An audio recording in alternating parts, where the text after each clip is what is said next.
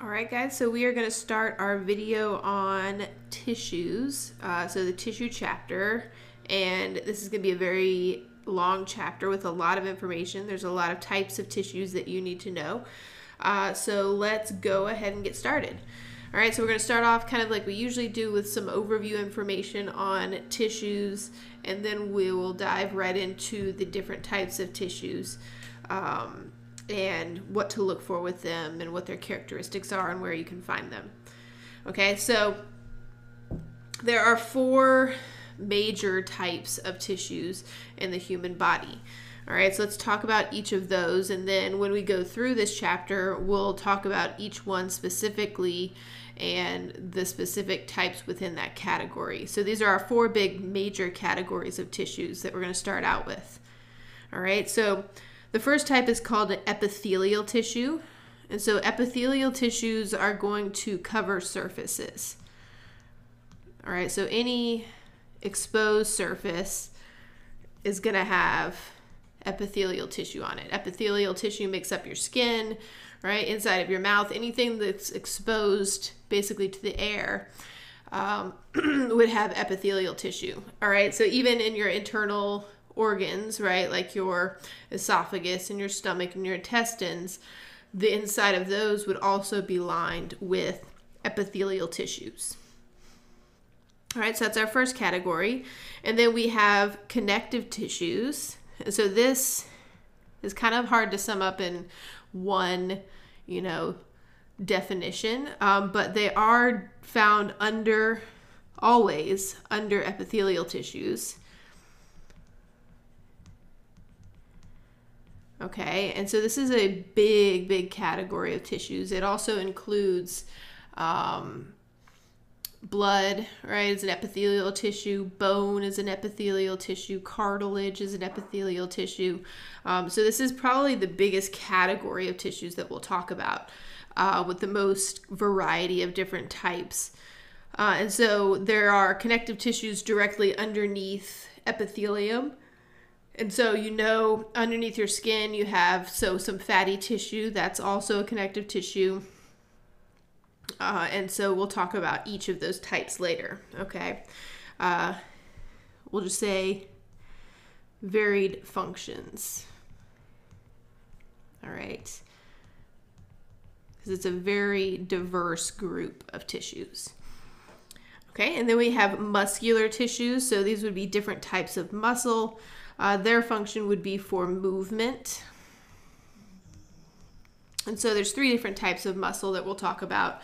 And so just how they function is what kind of differentiates them. You have the type of muscle, like in your biceps that you can voluntarily move.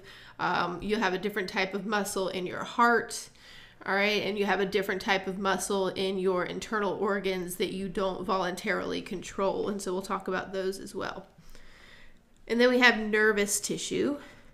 So the function of nervous tissue is for communication. All right, and at the end of the semester, we're going to spend time on the nervous system, so you'll learn all about nervous tissue. So nervous tissue, it's unique because those cells, can directly communicate with each other and obviously perform very complex functions. Okay, so now let's talk about our epithelial tissues first. So that's what we're going to do in this video. We're not going to get through all of them, but we're going to start talking about epithelial tissues. All right, so we said epithelial tissues are going to cover surfaces. So let's go through some general characteristics that are true for all epithelial tissues, and then we'll go and talk about our different types of tissues. Okay, so with epithelial tissues, all the cells are going to be tightly packed together. All right, and so you can see this is kind of just our example of a generic epithelial tissue, right? So all of those cells are going to be close to each other to where they're touching. So they're going to be tightly packed together. Okay, and that makes sense if you want to cover a surface, right? You want those cells to all be touching each other so they can form like a nice protective covering on that surface. Okay. Also, all epithelial tissues are avascular, which means they have no blood vessels.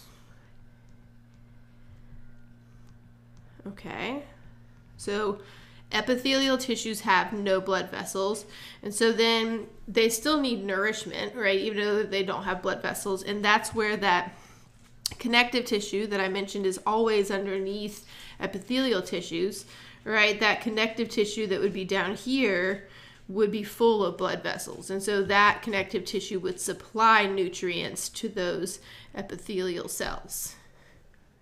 Okay. And so one important thing with epithelial tissues that makes them very unique compared to other tissues is the cells have a polarity, all right? And so what I mean by polarity is that if you think of like a red blood cell, right, it's just a little round kind of like donut shaped cell like this. It's just floating around, doesn't really have a top or bottom. It can just tumble along through a capillary, right? On the other hand, with our epithelial cells, they have a top and a bottom. So polarity just kind of means, the two sides of the cell are not the same. Okay, so they have a top and they have a bottom. The top typically is going to have a free surface. All right, so this is going to be it's also called the apical surface. So that's the top of the cell. Okay, so that would be up here. All right, that's going to be what's exposed to the air, or if we're talking about the stomach, right, it would be exposed to the stomach acid. Okay, and then it has a basal surface. Actually, we'll put this down here. All right, we'll write a little more about the basement membrane below this. So a basal surface is going to be the bottom of the cell. All right. So basal surface is the bottom. That would be down here. All right. So epithelial cells have a top and a bottom. Not all other cells are going to have a top and a bottom. Okay. On the very bottom of our epithelial cells is going to be the basement membrane. And so the basement membrane is very, very thin. When you're looking under the microscope, you're not going to see the basement membrane. All right. It's just a very, very thin layer of collagen, right? So protein, right? A really strong structural protein, that's collagen, and glycoproteins. All right. And glycoproteins. And so its function is to help those cells, the bottom of those cells, adhere to that connective tissue that's underneath them. Okay, and so I always think of the basement membrane as being like the Velcro right on the bottom of the cell. So it helps that cell stick to the connective tissue. All right, so it helps the cell stick to the connective tissue, which I'll just abbreviate CT below. Okay, so it's like Velcro sticking the cells to that tissue below. All right. Okay, so that's a very important thing to keep in mind, especially when you're doing like in the lab, you're looking at the tissues, maybe you're doing like lab drawings of the tissues. You want to keep that in mind, that with these cells, you have a top and a bottom of the cell. The bottom is going to be attached to the connective tissue by the basement membrane, and the top, depending on the type of tissue, will likely be exposed to the air. Okay, connective tissues also have very good regeneration, all right? So regeneration for these tissues is very good. That means that they undergo a lot of mitosis.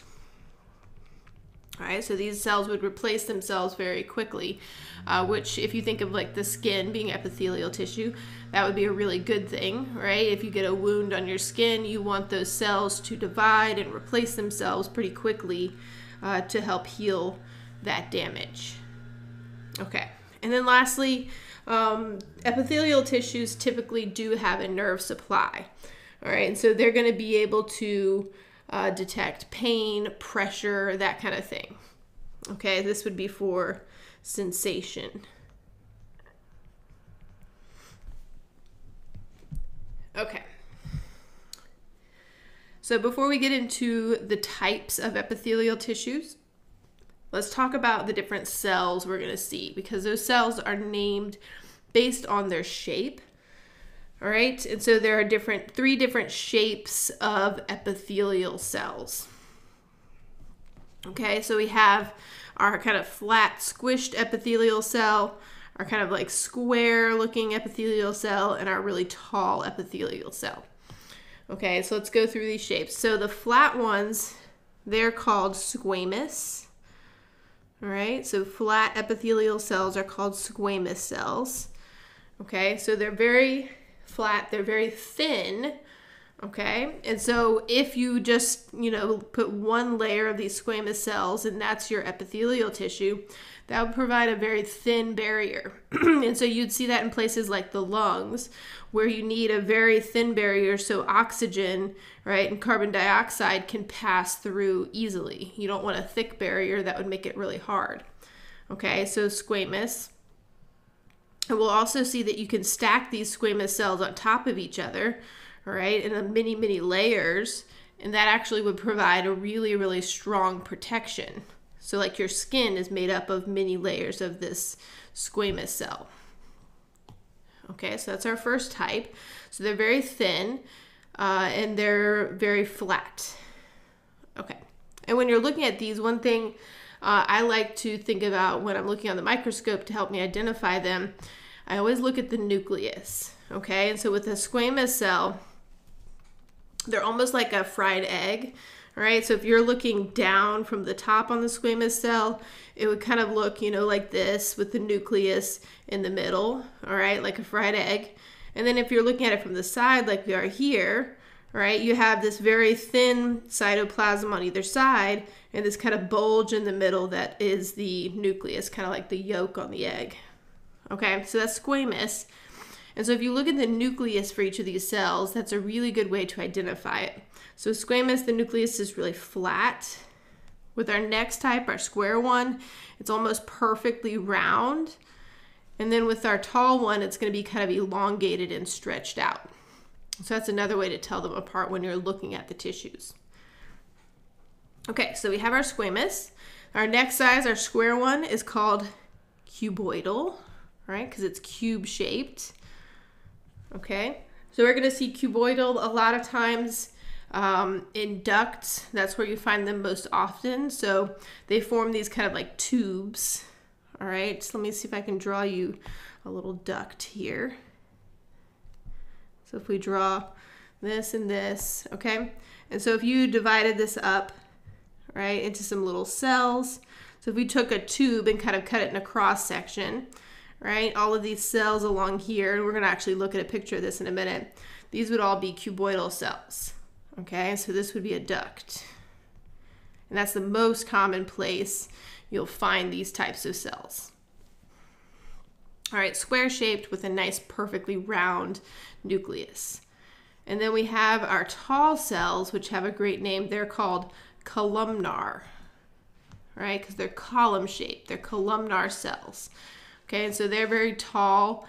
You'll find these in the digestive tract, in the respiratory system, lining many of the internal organs, all right, is where you'll find columnar cells. Okay, and so I mentioned with our squamous cells that those cells could be either just in one straight line of like a single layer of squamous cells, and so we call that a simple tissue. So that is a single layer of cells. All right. And then if we start stacking them on top of each other, like I mentioned we have with the skin, that is called a stratified tissue. So this would have many layers of cells. All right, and it's important with stratified tissues to keep in mind that we name the stratified tissue based on what the very top, at that free surface, what that very top layer of cells looks like. All right, so it's named based on the appearance of those top cells. All right, the top layer of cells, because the shape of the cells can kind of change as you move, from that basement membrane up through the tissue. So if you have a bunch of layers of cells and the very top cells look very, very flat and thin, then that is going to be a stratified squamous tissue. Okay, so simple, one layer of cells, stratified, many layers of cells. Now let's talk about all our specific tissues. And so with these, we're going to talk about where you can find them and what their functions are. Okay, so those are the two important things we're going to point out for each of these as we go through. All right. Okay, and then obviously you should also be able to recognize them for lab. I'm not going to put any pictures on your exam, but you should know what they look like. Maybe you could be able to describe them. So for example, with our simple squamous, right, it's simple, so it's a single layer. Squamous meaning flat cells, so you should be able to describe that. Okay. All right, so simple squamous. So as we said, it's going to be our single layer of our thin cells. And so we're looking here from the top down at our cells, right? So we're looking from the top down instead of from the side like we were before. And so this would just be a single layer of our nice flat little cells. Okay. And so where these would be found, they would be found in the lungs, right? The air sacs we mentioned of the lungs would have these to allow for gas exchange. The very, very small, well, actually all blood vessels are going to be lined with simple squamous. Okay. You would also find them in membranes that surround the body cavities. We'll talk about membranes at the end of this chapter. So there are certain types of membranes. All right, so membranes in body cavities, right, are going to have this simple squamous tissue. And we'll talk about its function, especially in those body cavities at the end of this chapter. All right, so for function, because these cells are so thin, right, and it's a single layer of those cells, their function is going to be to allow diffusion. All right, so movement through the cell, okay, across the cell.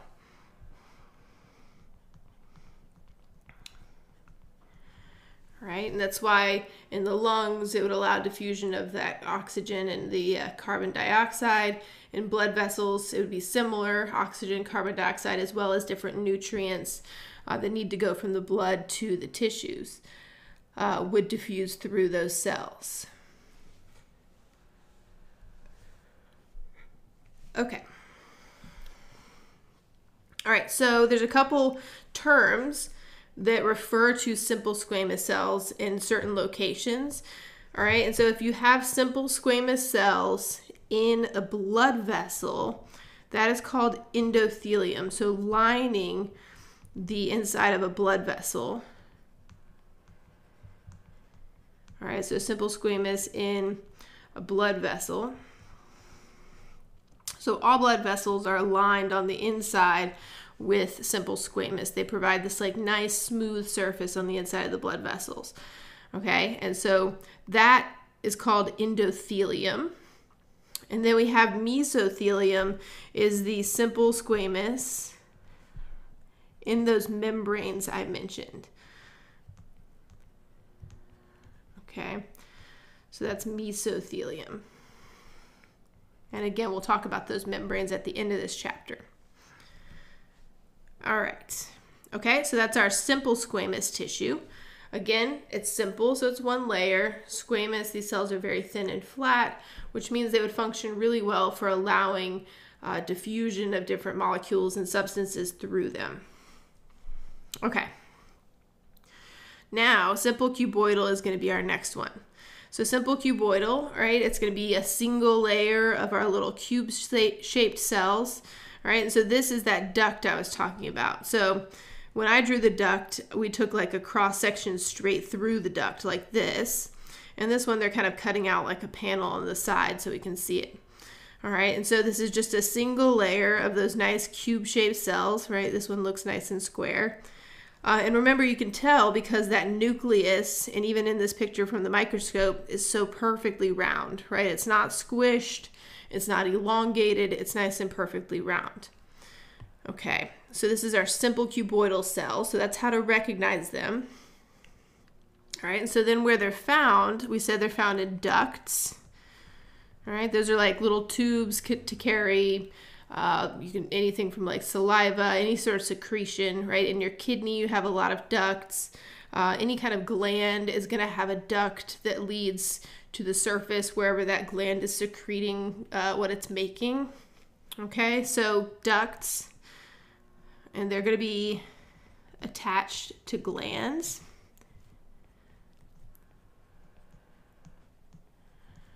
You'll learn that the kidney has a series, this will be next semester, the kidneys has a series of tubules.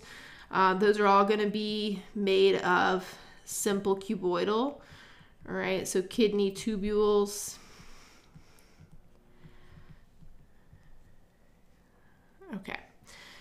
All right, and then actually in the actual thyroid gland, the cells that make that thyroid hormone are going to be simple cuboidal, all right? So in the thyroid gland. And so those you'll see in next semester as well. All right, and so typically the function, if we're doing kind of broad overview of these cuboidal cells, is going to be secretion and absorption. All right, and so that function, they're going to vary just depending on, where that tissue is located. Okay. All right, so our next type of cell or type of tissue is our simple columnar. All right, whoops, there we go. So simple columnar, single layer of our very tall columnar cells. You can see how elongated the nucleus here, and you can see that on the actual microscope image here as well. They're very stretched out. A lot of times with this tissue, you will see cilia on the top of them. That's what we're seeing here, all right, or microvilli, just depending on where you're looking. These actually would probably be more microvilli, just looking at this, all right? And so those are going to just help with the function of these cells. So let's talk about first, so that's how you identify them. Let's talk about where they're found. All right, and so they're going to be found in the GI tract. All right, so they line most of the organs in the GI tract. So the stomach, the small intestine, the large intestine, those are all lined with simple columnar tissue.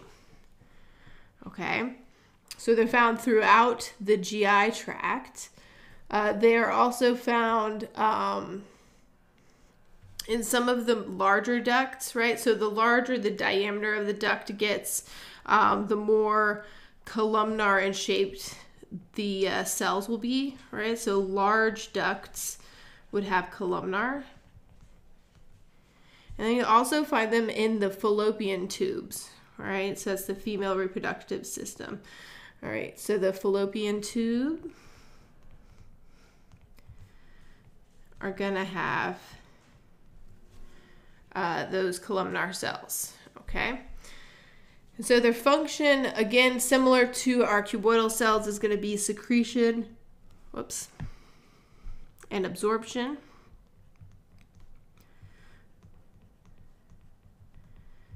All right, so for example, in the small intestine, the function would be absorption, right? That's where you would be absorbing nutrients. So that would be a really important function of the columnar cells. That would also be why they would have these microvilli that would help to increase surface area for absorption. All right, so secretion and absorption. And then secretion actually relates to this specific type of columnar cell that we're going to look at now. It's called a goblet cell. Okay, so a goblet cell produces or secretes mucus. Okay, and so a goblet cell is like a modified type of columnar cell. It's a special type of columnar cell that makes mucus, and you can see it over here, right? This kind of drawing. It's columnar, so it's a very tall cell, and it has some kind of little microvilli on it, you can see, and it's just full of these mucus bubbles. All these green bubbles up here are full of mucus. Okay, and so then this is it on a microscope slide.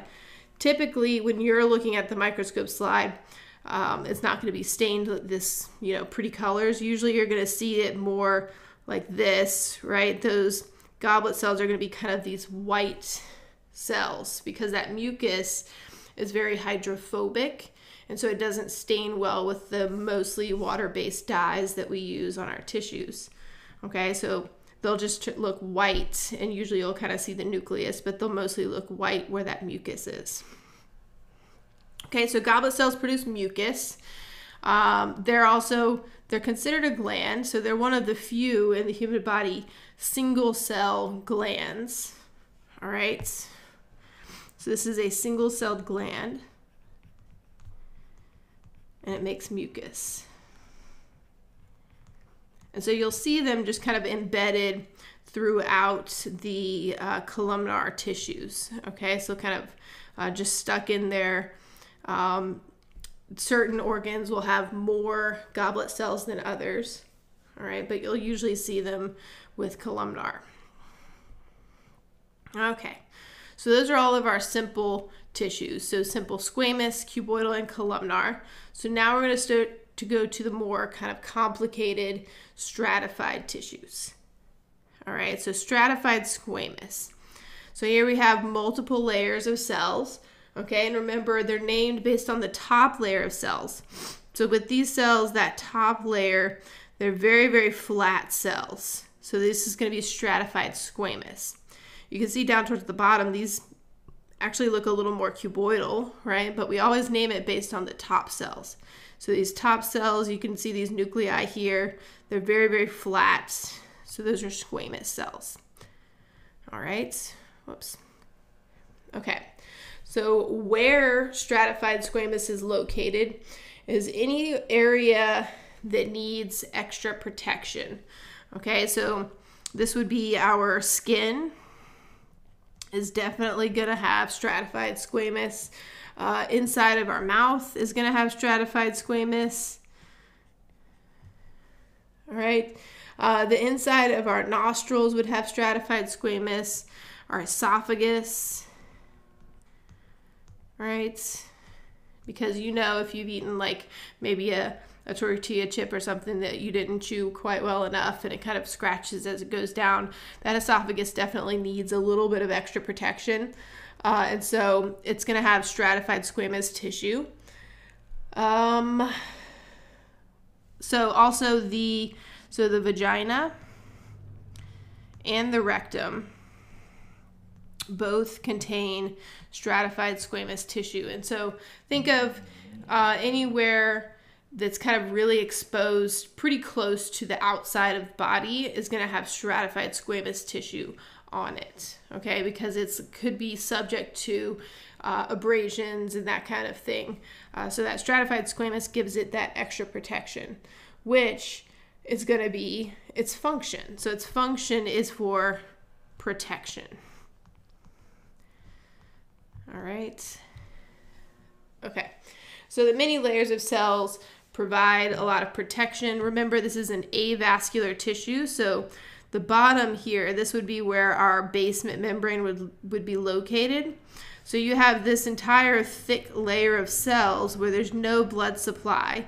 And so if you get some sort of minor abrasion, right, it could just go through these cells, right? There would be no blood, no bleeding, nothing like that. These cells could easily divide and repair that damage without any issue, infection, or anything like that. So it does provide that extra protection. Stratified squamous tissues can also be keratinized.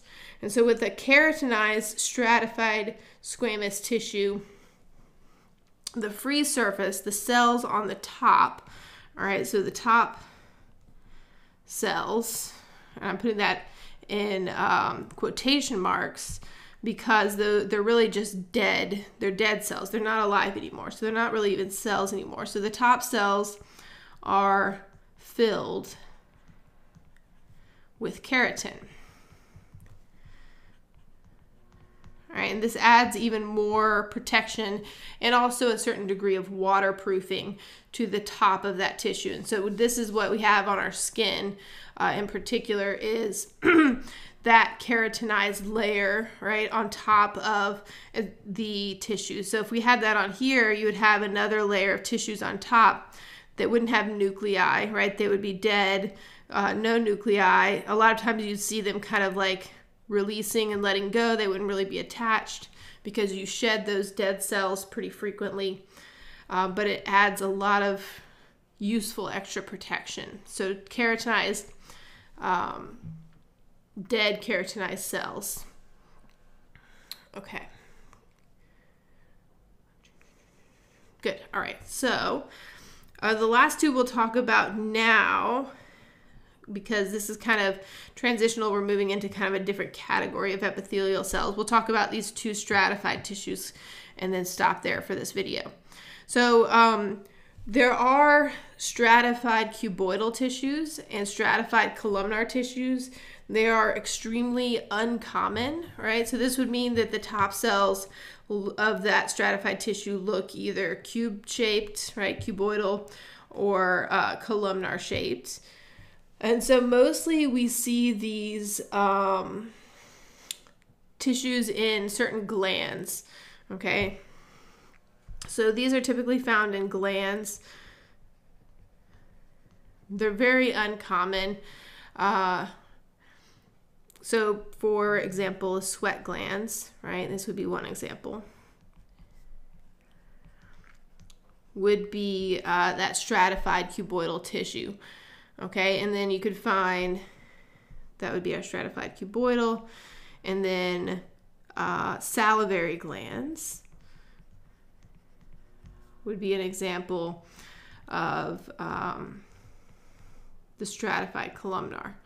Okay, and so they would function heavily in secretion. So whether we're making sweat or we're making saliva, we're going to be secreting things. Okay. All right, so secretion and actually a certain amount of, because it is stratified, protection.